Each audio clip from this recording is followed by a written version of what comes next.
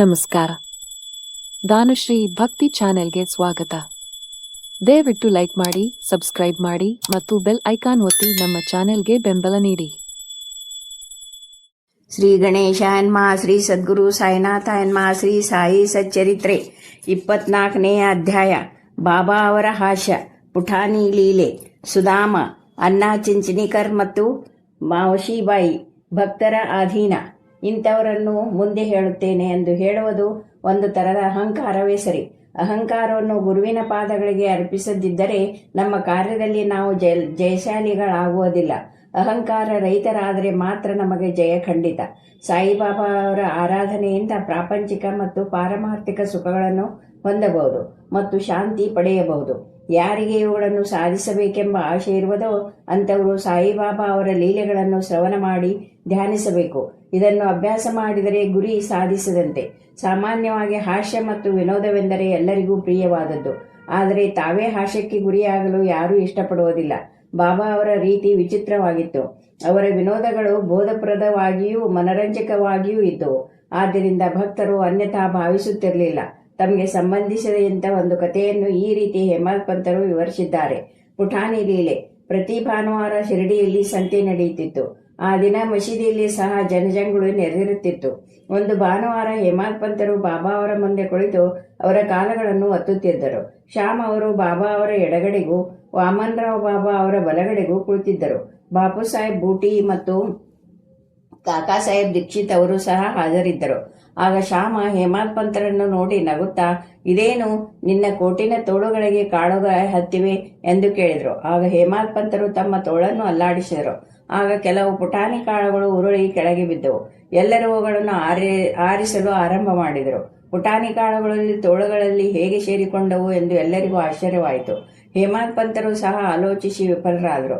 ನಂತರ ಈ ರೀತಿ ಸಂಭಾಷಣೆ ನಡೆಯಿತು. ಬಾಬಾ, ಯಾರಿಗೂ ಕೊಡದೆ ತಾನು ಒಬ್ಬನೇ ತಿನ್ನುವ ಅಭ್ಯಾಸವಿಟ್ಟುಕೊಂಡಿದ್ದಾನೆ ಈ ಹೇಮಂತ್ ಪಂತ. ಈ ದಿವಸ ಸಂತೆ, ಆದ್ದರಿಂದ ಕಾಳು ಕೊಂಡು ತಿನ್ನುತ್ತಾ ಬಂದಿದ್ದಾನೆ. ಅದು ನನಗೆ ಗೊತ್ತು. ಈ ಕಾಳುಗಳೇ ಸಾಕ್ಷಿ. ಇದರಲ್ಲಿ ಆಶ್ಚರ್ಯವೇನು? ಹೇಮಂತ್ ಪಂತ್, ಬಾಬಾ, ನಾನು ಒಬ್ಬಂಟಿಗನಾಗಿ ತಿನ್ನುವುದನ್ನೇ ಅರಿಯೇನು.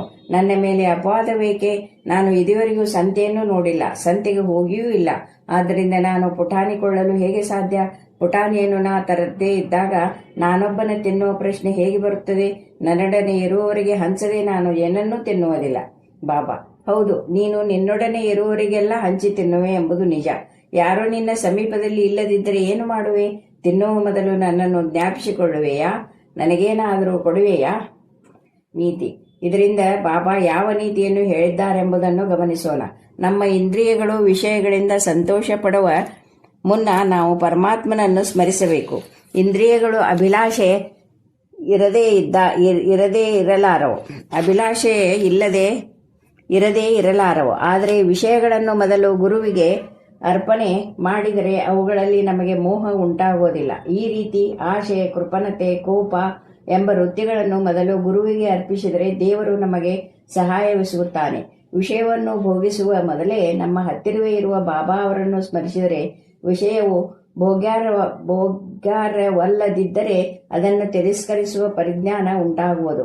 ಆಗ ನಮ್ಮ ಕೆಟ್ಟ ಭಾವನೆಗಳು ದೂರವಾಗಿ ಶಾಂತಿ ದೊರೆಯುತ್ತದೆ. ಆಗ ಗುರುವಿನಲ್ಲಿ ಪ್ರೀತಿ ಜನಿಸಿ ಜ್ಞಾನವು ತಾನಾಗಿಯೇ ಒಕ್ಕುತ್ತದೆ. ಜ್ಞಾನ ಉದಯವಾದರೆ ಈ ದೇಹ ಸ್ಮೃತಿ ಎಂಬ ಬಂಧನದಿಂದ ಮುಕ್ತನಾಗಿ ನಮ್ಮ ಬುದ್ಧಿಯು ಚೈತನ್ಯ ಸ್ಮೃತಿಯಲ್ಲಿ ಲೀನವಾಗುತ್ತದೆ. ಆಗ ನಾವು ಹರ್ಷ ಮತ್ತು ತೃಪ್ತಿಯನ್ನು ಪಡೆಯುತ್ತೇವೆ. ಆಗ ಗುರುವಿಗೂ ಪರಮಾತ್ಮನಿಗೂ ವ್ಯತ್ಯಾಸ ಕಂಡುಬರುವುದಿಲ್ಲ.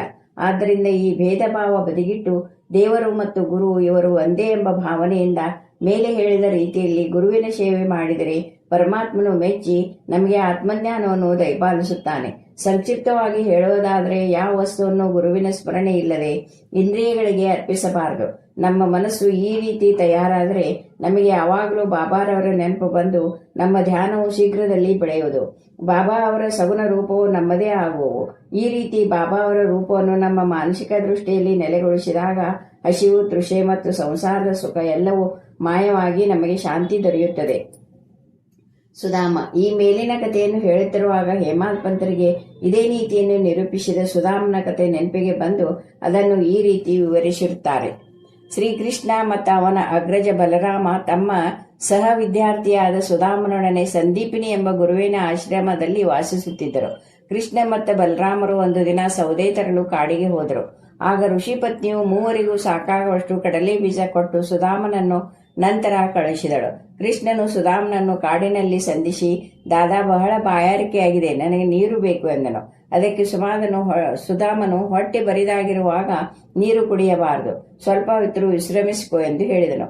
ನಾನು ಕಡಲೆ ತಂದಿದ್ದೇನೆ, ತೆಗೆದುಕೋ ಎಂದು ಆತ ಹೇಳಲೇ ಇಲ್ಲ. ಕೃಷ್ಣನು ಆಯಾಸವಾಗಿದ್ದರಿಂದ ಸುಧಾಮನ ತೊಡೆಯ ಮೇಲೆ ಮಲಗಿದನು. ಇದನ್ನು ನೋಡಿದ ಸುಧಾಮನು ಕಡಲೆಯನ್ನು ತಿನ್ನಲು ಪ್ರಾರಂಭಿಸಿದನು. ಆಗ ಕೃಷ್ಣನು ಎಚ್ಚರವಾಗಿ, ದಾದಾ, ಏನು ತಿನ್ನುತ್ತಿರುವೆ, ಸಪ್ಪಳವೇನು ಎಂದು ಕೇಳಿದನು. ಅದಕ್ಕೆ ಸುಧಾಮನು, ತಿನ್ನುವುದಕ್ಕೇನಿದೆ, ಚಳಿಯಿಂದ ನಡುಗುತ್ತಿದ್ದೇನೆ, ವಿಷ್ಣು ಸಹಸ್ರನಾಮವನ್ನು ಉಚ್ಚರಿಸಲು ಸಹ ಆಗುವುದಿಲ್ಲ ಎಂದನು. ಇದನ್ನು ಕೇಳಿ ಸರ್ವಜ್ಞನಾದ ಕೃಷ್ಣನು, ನಾನೊಂದು ಕನಸನ್ನು ಕಂಡೆ, ಅದರಲ್ಲಿ ಒಬ್ಬನು ಬೇರೆಯವರಿಗೆ ಕೊಟ್ಟ ಪದಾರ್ಥವನ್ನು ಅವರಿಗೆ ತಿಳಿಯದಂತೆ ತಿನ್ನುತ್ತಿದ್ದನು. ಅವನನ್ನು ವಿಚಾರಿಸಿದಾಗ, ಏನು ಮಣ್ಣು ತಿನ್ನಲಿ ಅಂದನು. ಅದಕ್ಕೆ ಇನ್ನೊಬ್ಬನು, ಅದು ಹಾಗೆಯೇ ಆಗಲಿ ಎಂದನು. ಇದು ಕನಸು ಮಾತ್ರ, ನನ್ನನ್ನು ಬಿಟ್ಟು ನೀನೇನು ತಿನ್ನುವುದಿಲ್ಲ ಎಂಬುದು ನನಗೆ ಗೊತ್ತಿದೆ, ಕನಸಿನ ಪ್ರೇರಣೆಯಿಂದ ಕೇಳಿದ್ದೇನಷ್ಟೇ ಎಂದನು. ಸುಧಾಮನಿಗೆ ಕೃಷ್ಣನ ಸರ್ವಜ್ಞತೆ ಲೀಲೆಗಳು ಸ್ವಲ್ಪ ಮಟ್ಟಿಗಾದರೂ ತಿಳಿದಿದ್ದರೆ ಹಾಗೆ ವರ್ತಿಸುತ್ತಿರಲಿಲ್ಲ.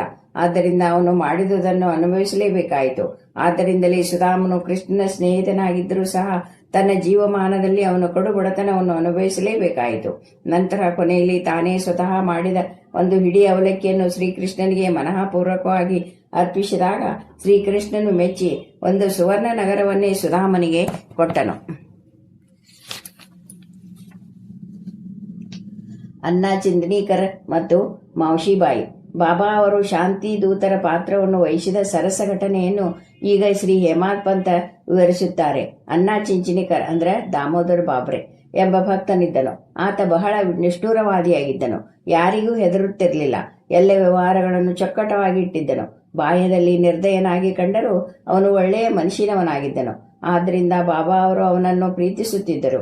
ಒಂದು ದಿನ ಎಲ್ಲರೂ ತಮ್ಮದೇ ಆದ ರೀತಿಯಲ್ಲಿ ಬಾಬಾ ಅವರ ಸೇವೆ ಮಾಡುತ್ತಿದ್ದರು. ಅಂತಲೇ ಚಿಂಚನೀಕರ್ ಸಹ ಬಾಬಾ ಅವರ ಎಡಗೈಯನ್ನು ತಿಕ್ಕುತ್ತಿದ್ದನು. ಬಲಗೈಯನ್ನು ವೇಣುಬಾಯಿ ಕೌಸಲ್ಗಿ ಎಂಬ ಮುದುಕಿಯು, ಅಂದರೆ ಅವರನ್ನು ಕೆಲವರು ಬಾಬಾ ಅವರ ತಾಯಿ ಎಂದು, ಕೆಲವರು ಮೌಶಿಬಾಯಿ ಎಂದು ಕರೆಯುತ್ತಿದ್ದರು, ತಿಕ್ಕುತ್ತಿದ್ದಳು. ಅವಳ ಆತ್ಮ ಪರಿಶುದ್ಧವಾಗಿತ್ತು. ಅವಳು ಬಾಬಾ ಅವರನ್ನು ತಬ್ಬಿಕೊಂಡು ಅವರ ಹೊಟ್ಟೆಯನ್ನು ತಿಕ್ಕತೊಡಗಿದಳು. ಹೀಗೆ ತಿಕ್ಕುತ್ತಿರುವಾಗ ಹೊಟ್ಟೆ ಮತ್ತು ಬೆನ್ನು ಸೇರಿಕೊಂಡು ಒಂದೇ ಸಮನಾದವು. ಎಡಭಾಗದಲ್ಲಿದ್ದ ಚಿಂಚನೀಕರ್ ಅಲುಗಾಡದೆ ನಿಂತಿದ್ದನು. ತಿಕ್ಕುವ ರಭಸದಲ್ಲಿ ಮೌಶಿಬಾಯಿ ಮುಖ ಅತ್ತಿತ್ತ ಹೊರಳಾಡುತ್ತಿತ್ತು. ಹೀಗೆಯೇ ಸೇವೆ ಮಾಡುತ್ತಿದ್ದಾಗ ಮೌಶಿಬಾಯಿ ಮುಖವು ಅನ್ನ ಅವರ ಮುಖಕ್ಕೆ ತಗುಲಿತು.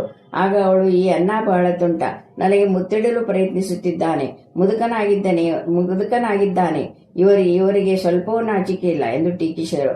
ಇದನ್ನು ಕೇಳಿ ಅನ್ನ ಕೋಪಗೊಂಡು, ನೀನು ನನಗೆ ತುಂಟನೆಂದೆಯಾ? ನಾನೇನು ಅಷ್ಟು ಮೂರ್ಖನೇ? ನೀನು ಕಾಲು ಕೆದರಿ ಜಗಳವಾಡುತ್ತಿರುವಿ ಎಂದನು. ಅಲ್ಲಿ ನೆರೆದವರೆಲ್ಲರೂ ಈ ಹಾಸ್ಯವನ್ನು ನೋಡಿ ಆನಂದಿಸುತ್ತಿದ್ದರು. ಬಾಬಾ ಮಾತ್ರ ಇಬ್ಬರನ್ನು ಸಮಭಾವದಿಂದ ಕಾಣುತ್ತಿದ್ದರು. ಅವರು ಇಬ್ಬರನ್ನು ಸಮಾಧಾನ ಪಡಿಸಲು ಯತ್ನಿಸಿದರು. ಆಗ ಅವರು ಪ್ರೀತಿಯಿಂದ, ಓ ಅನ್ನ, ಅನಾವಶ್ಯಕವಾಗಿ ಯಾಕೆ ಈ ಜಗಳ? ತಾಯಿಯು ಮಗನನ್ನು ಮುತ್ತಿಡುವುದರಲ್ಲಿ ತಪ್ಪೇನಿದೆ? ನನಗರ್ಥವಾಗುವುದಿಲ್ಲ, ಅದರಲ್ಲಿ ಪಾಪವೇನಿದೆ ಎಂದರು. ಇದನ್ನು ಕೇಳಿ ಇಬ್ಬರೂ ಸಮಾಧಾನ ಹೊಂದಿದರು. ಭಕ್ತರ ಅಧೀನ. ಬಾಬಾ ತಮ್ಮ ಭಕ್ತರು ತಮ್ಮನ್ನು ಮನಬಂದಂತೆ ಆರಾಧಿಸಲು ಅನುಮತಿ ನೀಡಿದ್ದರು. ಯಾರೂ ಈ ವಿಷಯದಲ್ಲಿ ಹಸ್ತಕ್ಷೇಪ ಮಾಡಲಾಗುತ್ತಿರಲಿಲ್ಲ. ಒಂದು ಉದಾಹರಣೆಯನ್ನು ಕೊಡುವುದಾದರೆ, ಇನ್ನೊಂದು ಸಂದರ್ಭದಲ್ಲಿ ಮೌಶಿಬಾಯಿ ಬಾಬಾರವರ ಹೊಟ್ಟೆಯನ್ನು ತಿಕ್ಕುತ್ತಿದ್ದರು. ಅವಳು ಉಜ್ಜುವ ರಭಸವನ್ನು ನೋಡಿ ಎಲ್ಲರೂ ಗಾಬರಿಗೊಂಡಿದ್ದರು. ಆಗ ಅವರು, ಓ ತಾಯಿ, ಸ್ವಲ್ಪ ಜಾಗರೂಕರಾಗಿ ಹೊಟ್ಟೆ ತಿಕ್ಕಿರಿ, ಇಲ್ಲದಿದ್ದರೆ ನೀವು ಬಾಬಾರವರ ಕರಳುಗಳನ್ನು ಕೀಳುವಿರಿ ಎಂದರು. ಇದನ್ನು ಕೇಳಿದ ಬಾಬಾ ಕೂಡಲೇ ಆಸನದಿಂದ ಎದ್ದು ತಮ್ಮ ಸಟ್ಕಾ ನೆಲಕ್ಕೆ ಹೊಡೆದರು. ಕೋಪದಿಂದ ಅವರ ಕಣ್ಣುಗಳು ಕೆಂಪಾದವು. ಅವರು ಸಟ್ಕಾ ತೆಗೆದುಕೊಂಡು ಒಂದು ತುದಿಯನ್ನು ತಮ್ಮ ಹೊಟ್ಟೆಗೂ ಮತ್ತೊಂದು ತುದಿಯನ್ನು ಕಂಬಕ್ಕೂ ಒರಗಿಸಿ ಬಲವಾಗಿ ಒತ್ತಲಾರಂಭಿಸಿದರು. 2 ಅಡಿ ಉದ್ದವಾಗಿ ಇದ್ದಿರುವ ಆ ಸಟ್ಕಾ ಬಾಬಾರವರ ಹೊಟ್ಟೆಯೊಳಗೆ ಪೂರ್ತಿ ನಾಟಿತು. ಇದನ್ನು ಕಂಡ ಜನರ ಗಾಬರಿ ಇಮ್ಮಡಿಯಾಯಿತು. ಯಾರಿಗೂ ಬಾಬಾರವರ ಹತ್ತಿರ ಹೋಗುವ ಧೈರ್ಯವಿರಲಿಲ್ಲ. ಬಾಬಾರವರ ಕ್ಷೇಮವನ್ನು ಗಮನದಲ್ಲಿಟ್ಟುಕೊಂಡೇ ಇತರರು ಮೌಶಿಬಾಯಿಗೆ ಜಾಗರೂಕರಾಗಿರಲು ಹೇಳಿದ್ದರು. ಆದರೆ ಬಾಬಾ ಅದನ್ನು ಸಹಿಸಲಿಲ್ಲ. ಹೀಗೆ ಅವರ ಸದುದ್ದೇಶವು ವಿಪತ್ತಿಗೆ ದಾರಿಯಾಯಿತು. ಅದೃಷ್ಟವಶಾತ್ ಬಾಬಾ ಕೂಡಲೇ ಶಾಂತರಾಗಿ ಸಟ್ಕಾ ತೆಗೆದು ತಮ್ಮ ಆಸನದಲ್ಲಿ ಕುಳಿತರು. ಅಂದಿನಿಂದ ಭಕ್ತರು ಸಾಯಿಬಾಬಾ ಇತರರಿಂದ ಸೇವೆ ಮಾಡಿಸಿಕೊಳ್ಳುತ್ತಿರುವಾಗ ಮಧ್ಯ ಪ್ರವೇಶಿಸುವುದು ತಪ್ಪೆಂದು ಅರಿತರು. ಭಕ್ತರ ಸೇವೆಯ ಬೆಲೆ ಮತ್ತು ಗುಣಗಳನ್ನು ಅಳೆಯುವ ಶಕ್ತಿ ಬಾಬಾ ಹೊರತಾಗಿ ಬೇರೆಯವರಲ್ಲಿ ಇರಲಿಲ್ಲ. ಶ್ರೀ ಸಾಯಿ ಪ್ರಣಾಮ.